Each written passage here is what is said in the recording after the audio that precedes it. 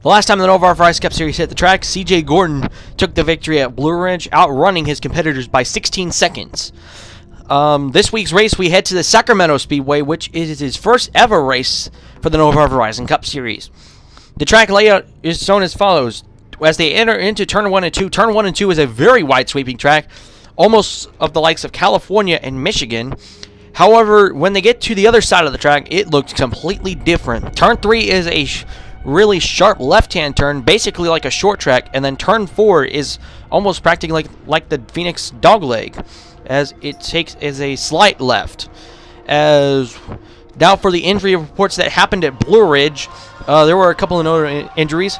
Everybody thought Jake Kierlin was going to sustain the most severe injury, but turned out it was actually Carter Pavis who had a dislocated shoulder. It was reported that Pavis will be out for 4 weeks in that number 4 Dodge for the Billy Garber Motorsports Incorporation, as Billy Garber will take over for the number 4 until Pavis was able to recover. Garber is actually previously drove for the team in 2012, driving the 04 car, which is for 2 years before Jason Kylasso is the current driver. As for Jake Kierlin will be out for this race. However, his status for Dover is questionable. For this race, Blake Foster will be in the car. However, his status for Dover is not really known. And then another injury report, which surprised everybody, was Luke Warren had received a minor concussion. However, this race was run 2 weeks after the Blue Ridge race. So as a result, Luke Warren was cleared to race for this race. So now we will head to Kendall Johnson for the race report. And thanks, Jerry. Casey Lester in the 12, who was actually donning different colors this week, is going to lead the field down. Thomas Saliers in the 16 is right behind it, actually going to get him the line going into Turn 1 and 2, which is that wide sweeping turn, as Lawyers looks like he does have the edge. However, Harden out of turn number 2. Looks like Harden will actually not give up without a fight, as looks like the 59 of Harden looks like he's going to beat the 16 of Lawyers. Logan Chin in the 72 is going to make it 3 wide for second. However, he will lose some ground there, as Harden will get that second spot. Thomas Sawyers will get third.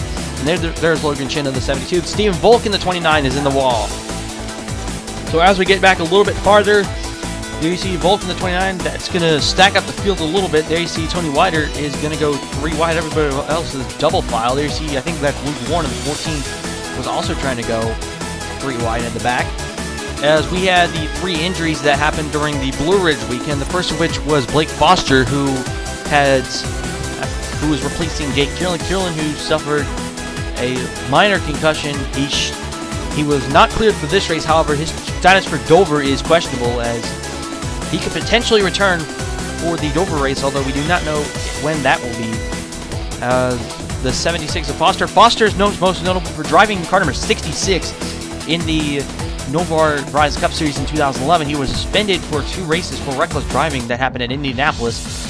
So Foster hasn't really been in the car since that time. So this is a good redemption for Foster to try to make up all the bad memories he had with the 66. And then also another injury which surprised everybody was Luke Warren in car 14. Warren suffered a small concussion. However, he was cleared since this break was a 2-week break from the Blue Ridge race. So as a result, Luke Warren was able to be cleared for this race, as we head out of turn number 3, as Warren is running towards the middle of the pack, as his accident was that his car got turned onto his side and then hit the roof his roof hit the wall on the backstretch of the Blue Ridge race. That was actually not on the same wreck as the Carter Pavis wreck, or Jake Kierlin wreck. Pavis was actually injured, dislocated shoulder, as he will be out for several weeks, as Billy Garber will take over for that car, as Pavis is going to try to recover from that. As here is Chadler Blake in the 15-year points leader going into this weekend.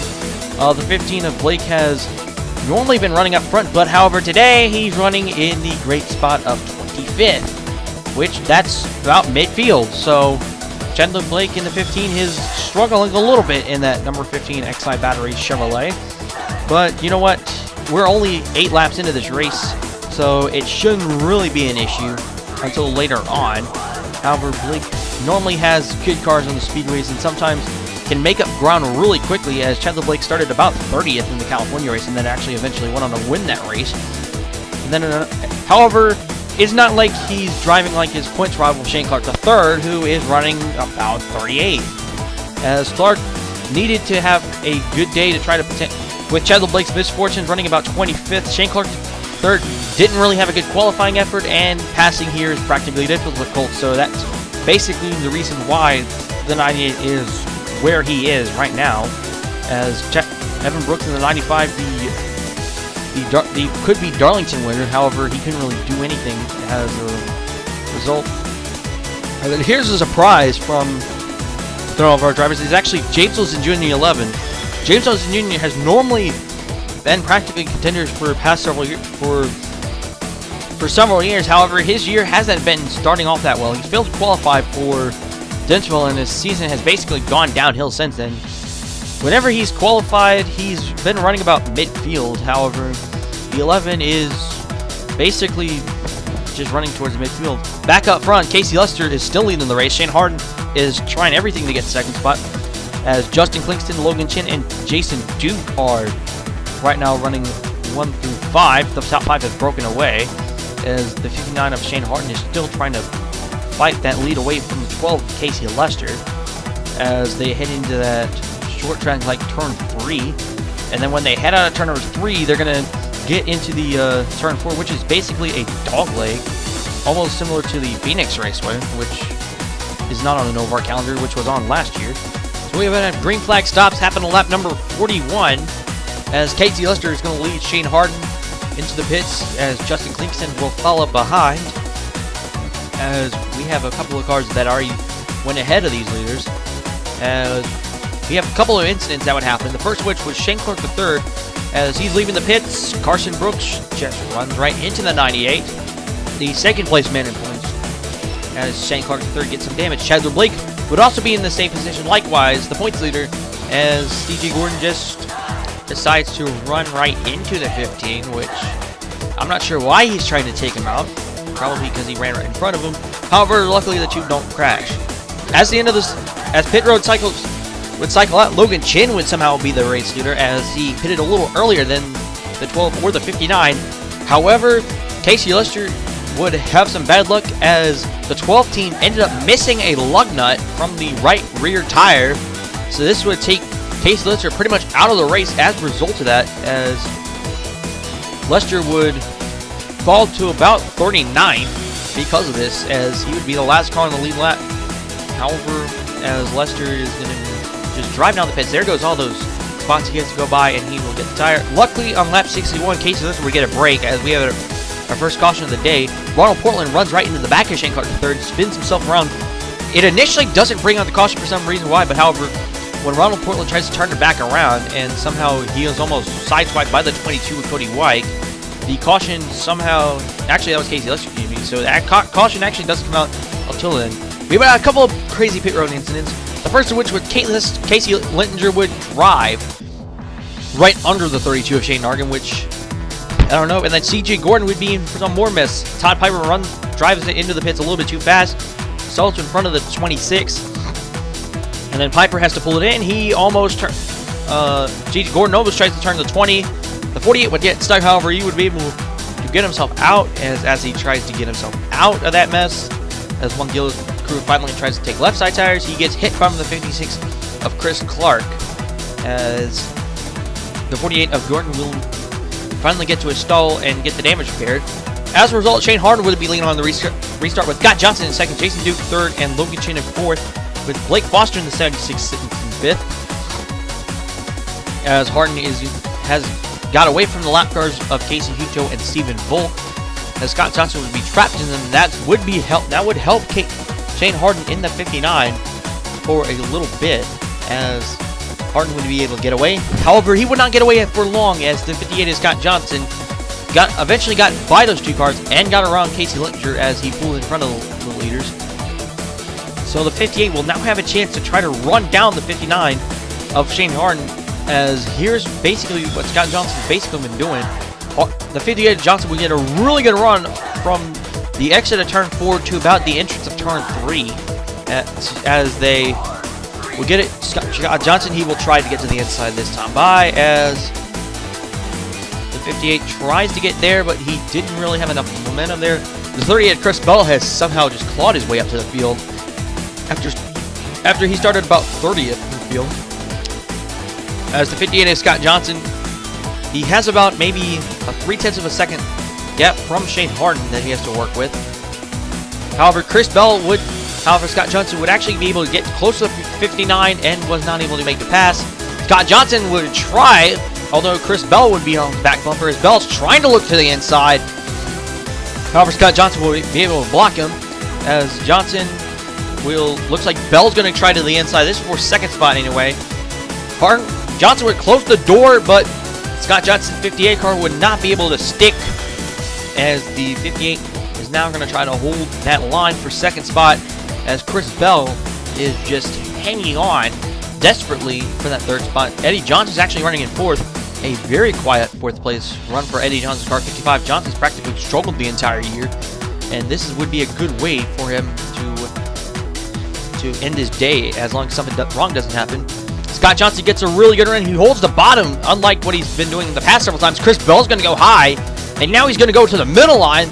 He's trying to debate where he go for Johnson or Harden, and now it appears the 38 is going to try to go for the lead, and he's going to force a 3-wide situation as Harden's going to try to get under, as the 38 already has the line.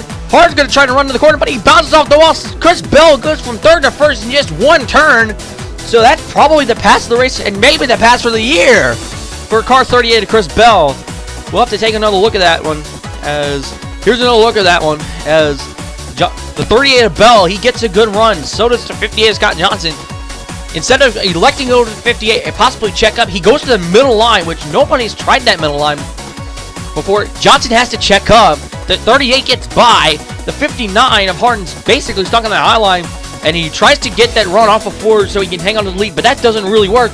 As a result, he would lose not only first and second for Harden. Harden would also lose the third spot to Eddie Johnson 55. There goes the 55 as Eddie Johns just drives right on by from the leader. As here comes Chris, as now this is in the closing things of the race. Scott Johnson, the 58, has been able to close down the 38. However, Johnson, just like what happened with Shane Harden, couldn't really get the pass on, as now as they're going to come out of that dogleg turn forward. Looks like Chris Bell is going to extend the lead as they're going to be taking the white flag this time by. Last lap for car number 38, Chris Bell. As Chris Bell with that great pass that happened with 9 laps remaining, as Bell has pulled out to about a 3/10 of a second lead over the 58 of Scott Johnson. And I don't think Johnson has enough to make another charge. There you see Blake Foster in the 76. He had to pit due to fuel issues, but however, it wouldn't really be a major issue for these cars. So now, coming into turn number 3, car 38, Chris Bell. His last victory came at Idaho of 2011. He has not won since then. He had a really strong car at Dennisville before the motor blew up with about 20 laps remaining. And now, out of turn number 4, Chris Bell and car number 38 will be the inaugural winner at Sacramento, and Chris Bell will win his first race of the season and his second career NOVAR Verizon Cup Series race will be going to Chris Bell. So Chris Bell is the winner of the race after he made that really good pass on Shane Harden and Scott Johnson. Scott Johnson, who couldn't do anything with Shane Harden when he was out in front, and then he couldn't do anything when Chris Bell got by him. So as a result, 58 of Scott Johnson will get second. Third place is Eddie Johns, who needed this good finish to help his morale as he has been basically struggling the entire season. Fourth place is Shane Harden in the 59. This is, I believe, the first time that a driver has led nearly or over half the race and has failed to win the race on 2 occasions. The last time that happened was Thomas Lewis back in 2004, where he failed to win at Michigan and Blue Ridge on those 2 tracks. Fifth is Chandler Blake, who was mightily struggling the entire race, but comes back to finish 5th. Chris Clark had a heap of issues throughout the race, but comes back to finish 6th for Mobile One Racing. So Mobile One Racing, out of all 4 of their cars, all 4 of them finish in the top 10, which they could have had all 4 finish in the top 5, but Chris Clark didn't have enough time to get to the 15. Jason Duke gets a very quiet 7th spot. 8th is Walter Youthen in the number 8. 9th is Logan Chin in the 72, who he was out in front, but faded in the later stages of the race. And then Scott Harper rounds out the top 10 with a very needed 10th place finish. And now let's take a look at the point standings. Chandler Blake is still out in front. However, his point lead has increased to 43 over Shane Clark III. Clark, who finished in 25th, while Chandler Blake finished in the 5th spot. That's about a 20-point difference. So as a result, the lead has jumped out to a 43-point lead. And so if Shane Clark needs to get his way back in the title, Chandler Big would have to struggle miserably for the next 2 races. Keith Hales gets in the 3rd spot in the number 27. Cody White drops a spot to 4th. Todd Piper in the 26 is 5th. And Mark Mungillo is 6th. The tiebreaker, I believe, should be Mark Mungillo. However, according to the boards, it's posted Mungillo is in 6th. Casey Lester is in the 7th spot. He had a 53-point deficit, and he practically was out in front for pretty much the majority of the first half of the race. However, he faded as a result of that lug nut issue. And CJ Gordon, last week's winner, is in the 8th spot, who's 62 points back. And now let's take a look at 9 through 15. Shane Harden in the 59 with his 4th place finish jumps up to the 9th spot. Luke Warren in car 14 is in 10th spot in the number 14 Dickies Toyota. He had a race with that concussion. I believe he finished in the top 20 if I was not mistaken. 11th is Tony Wider in the 35. Very quiet day, I believe. He didn't really do much in this race. With Blake Battagliani coming in 12th. 13th is Brandon Green in the number 30. His decline is continuing, which that Darlington DNQ was pretty much a negative morale booster. 4th is the number 9 of Jamie Scott A. And rounding out the top 15 is Shane Organ in the 32. The next week's race will be at the Monster Mile at Dover, Delaware.